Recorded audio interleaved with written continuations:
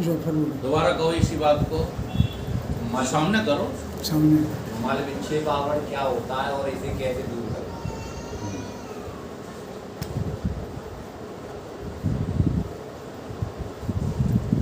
आपका जो स्वरूप है वो आत्मा है।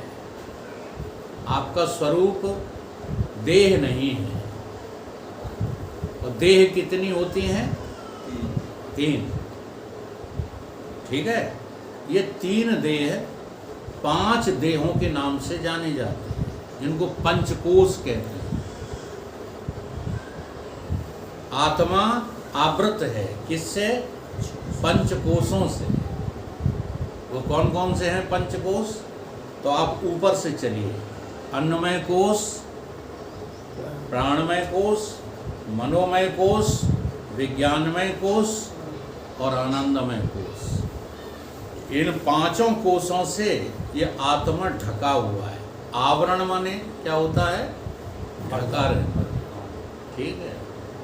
अब इनमें से जो है एक आवरण जो है सबसे बाहर का, जिसे अन्नमय कोश कहते हैं। जी हाँ, इसको मिट्टी समझो। अब मैं शुरू कर रहा हूँ आपके प्रश्न का उत्तर। मल कैसे दूर होगा? कि जो प्रथम कोश है अन्नमय कोश, उसको मिट्टी समझिए। कैसे? मिट्टी से अन्न भयो, मिट्टी से तो उगा न। पित मात ने खायो, बनी रजवीर की आँठी, पुत्र भये पे पुण्य माटी बनी, वो अन्न ही खाए बड़ी है कांठी। अन्न ही खाए बड़ी है कांठी।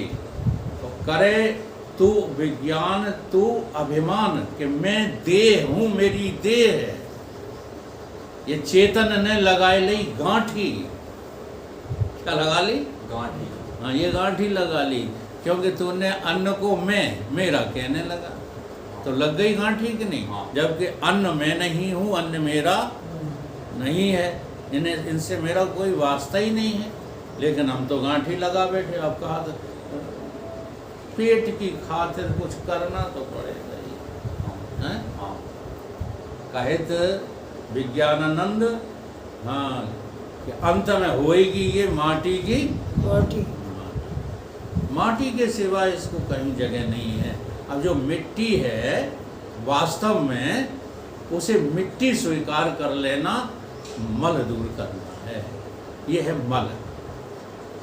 जो अन्नमय कोश है उसका स्वरूप क्या है? मल।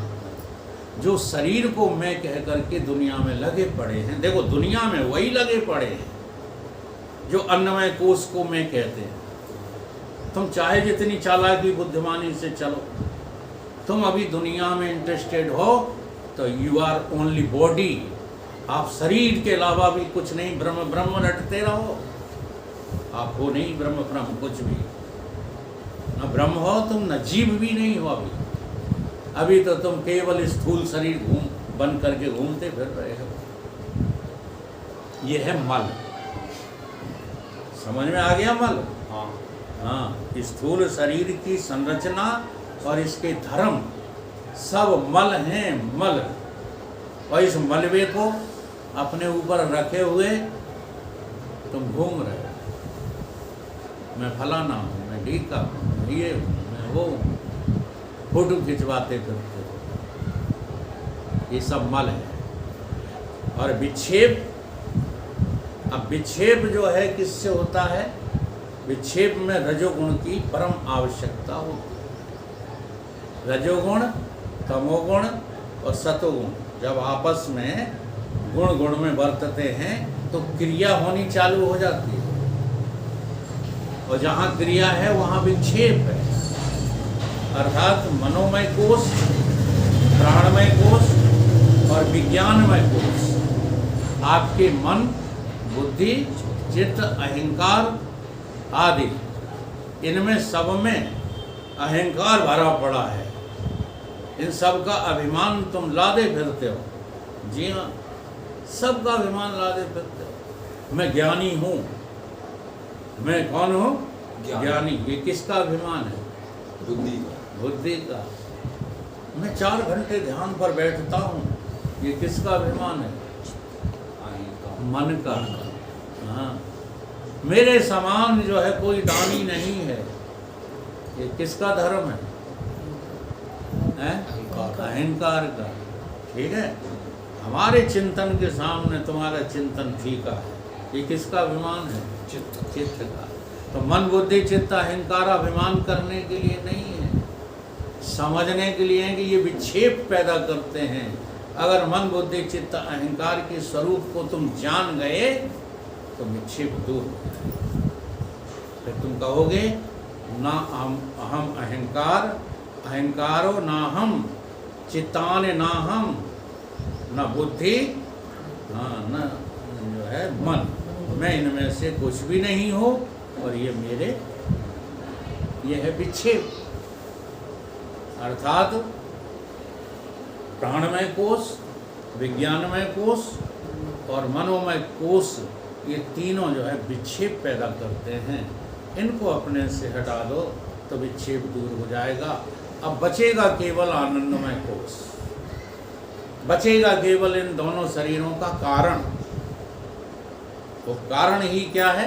आनंदमय कोश है। अब देखो, उस कारण में तुम्हें कितना मजा आता है।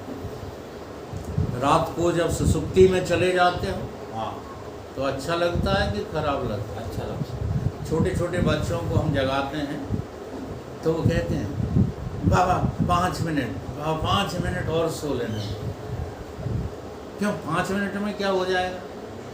वहाँ इतना आनंद है कि वो छोड़ते बनता नहीं। मौत में आनंद है। जी हाँ, जिससे सब डरते हो, डरते हो, मरना चाहते हो नहीं। कितना आनंद है मौत में। जा मरने से जग डरे, मेरे मन आनंद, मरने से ही पाओगे पूर्ण परमानंद। मरना ही नहीं चाहते, कहीं से नहीं मरना चाहते। तुम स्थूल से नहीं मरना चाहते, सूक्ष्म से नहीं मरना चाहते, कारण से भी तुम नहीं मरना चाहते। इन तीनों को मार दो तो अमर हो जाओ।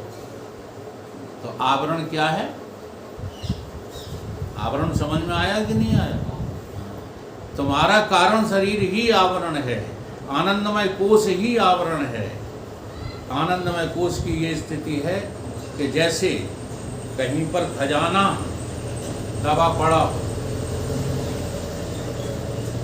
और आपको खजाना खोदते खोदते मिल जाए। अब उस खजाने पर एक सांप बैठा है, बोलो खजाना मिल गया आपको? नहीं मिल तो गया, वो बैठा फसका रहा। हाँ, मिल कर के भी खजाना हमको मिला नहीं। किसकी वजह से? ये आनंदमय कोश की वजह से। परमात्मा तुमको मिल चुका है, परमात्मा तुम्हारा स्वरूप है, लेकिन कारण शरीर को तुम काट नहीं पा रहे हो। इसलिए परमात्मा में रहते हुए भी। अच्छा, नाव कहाँ चलती है? जल में। जल और आगे कहाँ बढ़ती है? अगर डूबना भी चाहे तो कहाँ डूबेगी? जल में डूबो।